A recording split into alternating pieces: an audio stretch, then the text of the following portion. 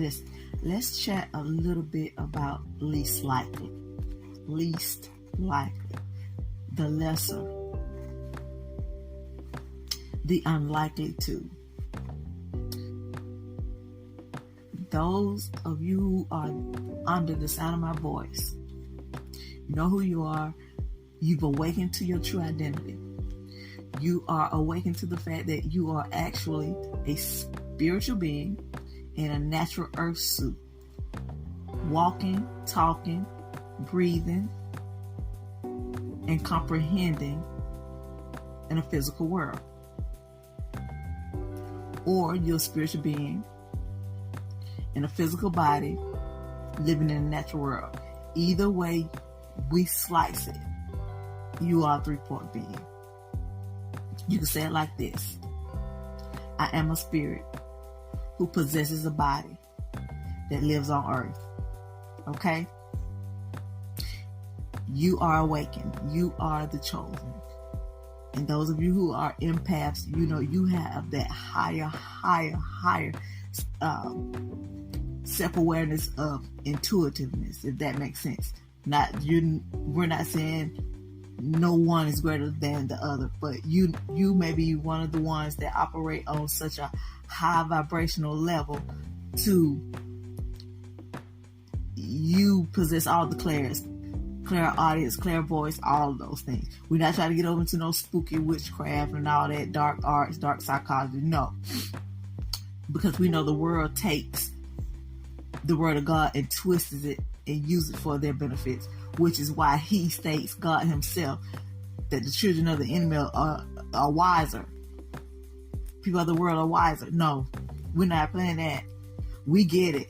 Because what he's saying is so many, it's so much more the opposition than it is of the ones who said yes. The chosen are the ones who said yes. I'll go, I'll do it. I'll bear the cross. I'll be the bloodline chain breaker. I'll be the ancestral link that cuts ties with dysfunction, calamity, disaster,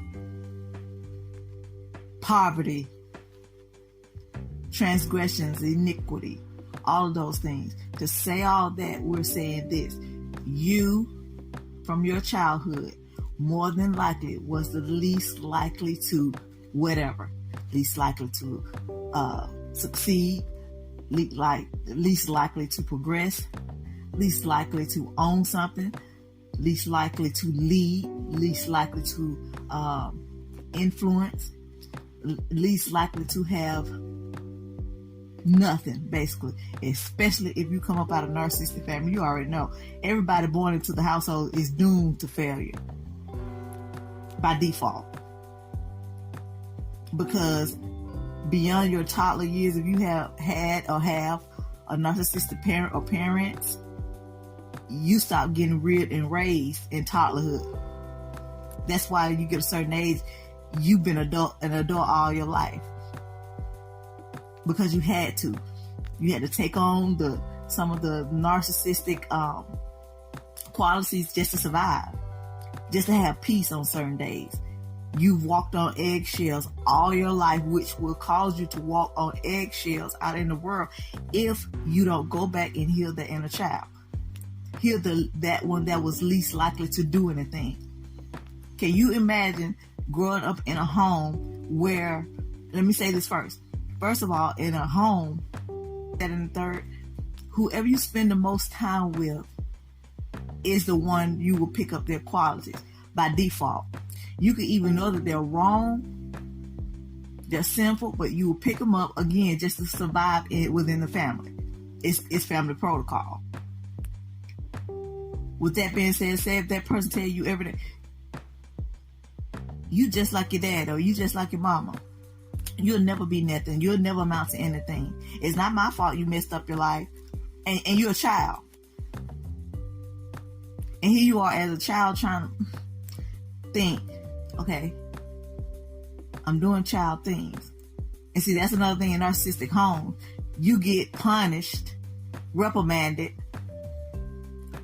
I dare to say corrected, because it's no stability, it's no structure when you do child things.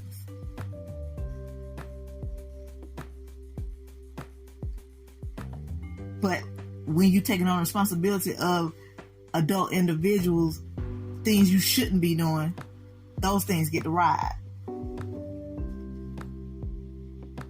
With that being said, imagine you are the one who says no more. Imagine you are the one from your childhood that knew and knows there's something that's beyond wrong. In narcissistic home, listen, dysfunction is not even a word, it's demonic. Sad is not even the word, it's sadistic.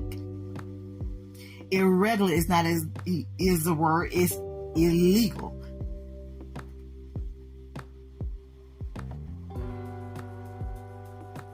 Abuse is the norm, addiction is the norm, infidelity is the norm, incest is the norm, child molestation is the norm,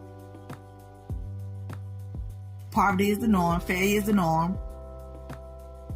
That's why they choose a child to be the golden one, and the golden one thinks that they're so much higher and they're actually on the bottom because they get to set the standard, and they don't know that they're setting the narcissistic standard of the house, and that's what they're striving to. Listen, the glass ceiling and the family origin that I come from is so low, it's a floor. You can walk on the ceiling. The family that's upheld and the family origin I come from, you know, when I say that, it's the ones that the narcissists have built around. They have to have one child that look like it's doing something. They look like I raised one healed one whole one, so I'm not such a bad parent. And those who are asleep they'll believe that and take that as law, which is stupid. Because if you have several individuals coming up out of a household with the same issues, problem, and the one who raised them get to call them mentally ill, and nobody looks at the raising or the parent or the individual or whomever they're calling crazy, they are the common denominator. The ones who get to tell you that you are the least likely. It's amazing. My family origin that I came from, after coming into the awakening, getting help, therapy and all that, and understanding this is what you've been through, this is what it is, your heart will begin to beat for them. We'll go back to our earlier message. It'll be so easy for you to let this thing go, to let them go free, to forgive them, because always it's not about them.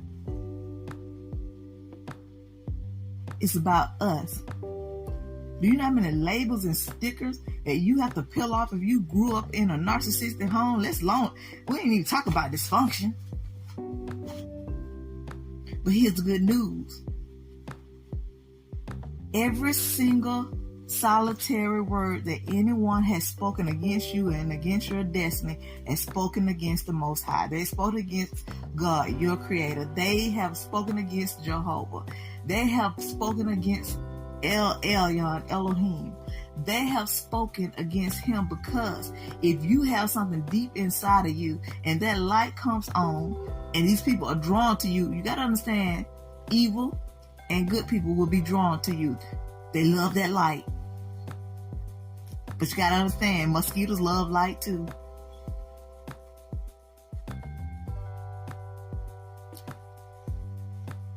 The ones that carry the most light is more than likely to be the unlikely one, the underdog, the black sheep, the scapegoat, the outcast.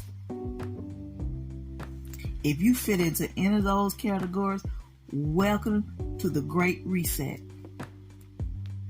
Welcome to the least likely being moved to the front of the line, because your Creator himself said, the last shall be first, and the first shall be last, and he sitteth up one, and he bringeth down another. You are blessed coming in, you're blessed going out, you're blessed in the city, you're blessed in the field, you're blessed in your uprising, and your going down's the same. Because he know what he called you to be. Once you understand and comprehend, receive what he has called you to be, you'll understand that least likely mess was nothing but an illusion placed on you by people who don't know who they are. People who don't want to be healed. People who love being broken.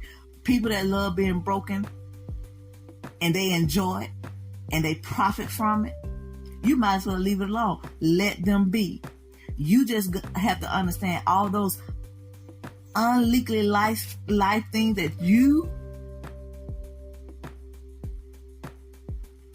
that they say that you couldn't do, can't do, won't do, shouldn't do. Let's pin that. Quit allowing people to tell you what to do and they're not doing anything.